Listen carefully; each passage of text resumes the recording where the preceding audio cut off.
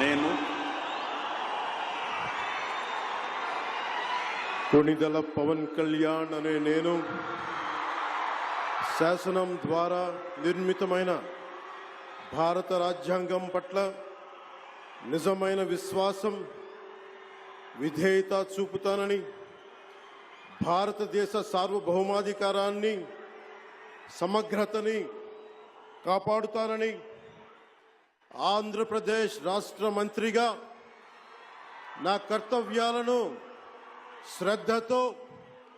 అంతఃకరణ శుద్ధితో నిర్వహిస్తానని, భయం గాని,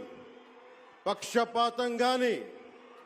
రాగద్వేషాలు గాని లేకుండా రాజ్యాంగాన్ని, శాసనాలని అనుసరించి